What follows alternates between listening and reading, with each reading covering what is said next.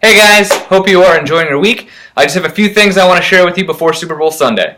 The first and biggest is this week during our coordinator meeting, Eric and Jill are going to be sharing their 2 to 3 minute testimony. So I hope you guys are there to encourage them and just be a great crowd for them as they share this, because I know it's not always comfortable and we don't want to do it, but that's exactly why we're doing it, because we are going to learn to do the things that we aren't comfortable doing and to get better at the things that we're not very good at doing. Again, the whole reason behind these is if we had a 15-minute conversation with somebody, 2 to 3 minutes is about the time we should be talking. It shouldn't be this 10-minute monologue of ours.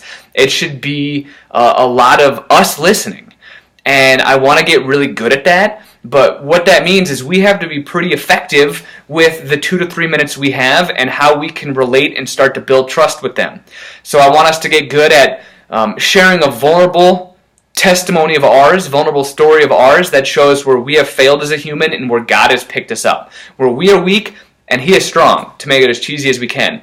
But in a 2 to 3 minute time period, so that person, whoever we're talking to, can relate to us, can see us that, okay, they struggle too, they get what I'm going through, I guess I can trust them, I guess I can share with this stuff. And the whole thing is so at some point we can speak into their lives.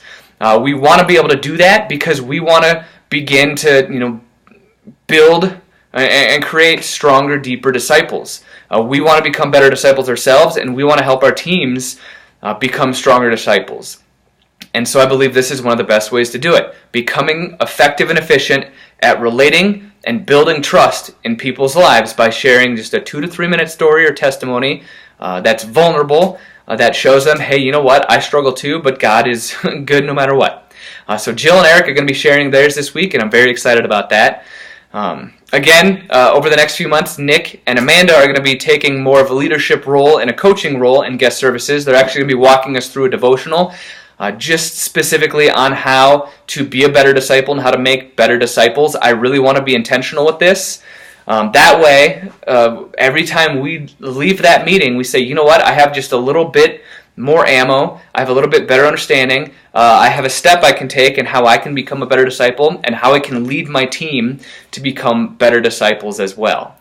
Some other things coming down. Again, we have Easter coming up where there are 696 people, east and west, who have either been baptized or made a decision to follow Christ, who haven't done anything since.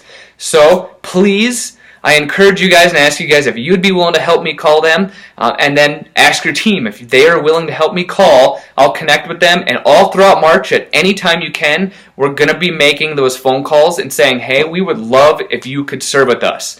We're having West volunteers do it as well as the East, but we just want to take ownership. As Next Steps teams, there's 696 people that we want to take a next step. We don't want to leave them hanging. We don't want them to feel like they got lost in a big church. This is how we make big church small.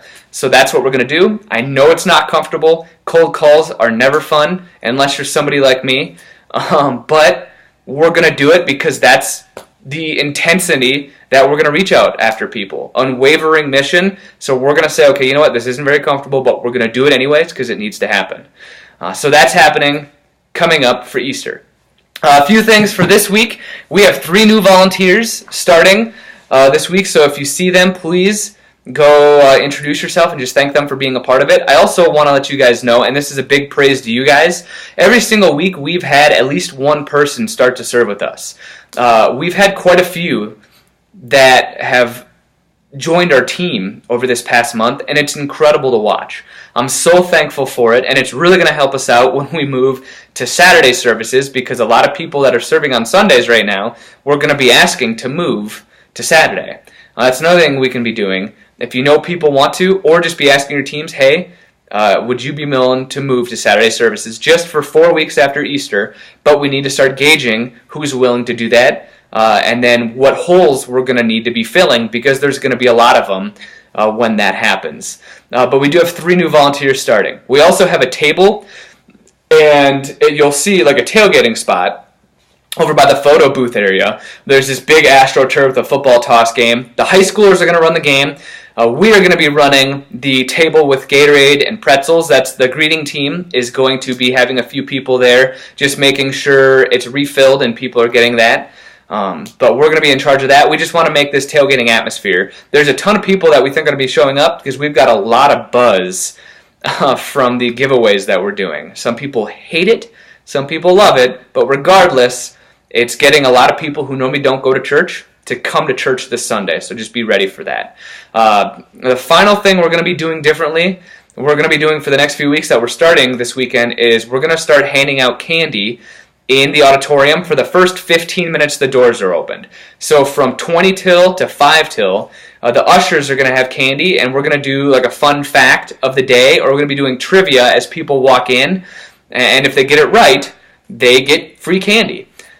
We've been talking about this, we've talked about it a few times, but the truth of the matter is we just want to create a little more energy and have a little more engagement for those first 15 minutes. There's not that many people that show up, but we want to know that if there's 30 people in the auditorium, that we're talking with them, we're having a conversation with them, we're engaging with them, and this is just kind of an excuse to go up and talk and have a quick conversation with these little fun facts. So this week we're going to start with fun football trivia. So I got 2 of them that I'll share with you. The first one is how many footballs are used for the Super Bowl? Every year they use the same amount of footballs. It is 72 footballs they use during one Super Bowl game. If somebody gets that right, they get some candy. The second one is how much does a 30-second commercial cost for the Super Bowl? This is kind of unbelievable. $2.8 million for one 30-second commercial. So those are the 2 things. We'll have them written down for the ushers. But as people walk in for those first 15 minutes, as they're walking to their seat, we're just going to be walking with them, asking them these trivia. If they get them right, they get a candy. Again, just an easy excuse to have a quick conversation with somebody to kind of create a little more energy in the auditorium. But that's all I have for you guys. I'm excited to see you Sunday, excited to hear from Eric and Jill, and I'm looking forward to not the football game or the concert. I don't care about either one of them. Go Vikings. We'll see you guys later.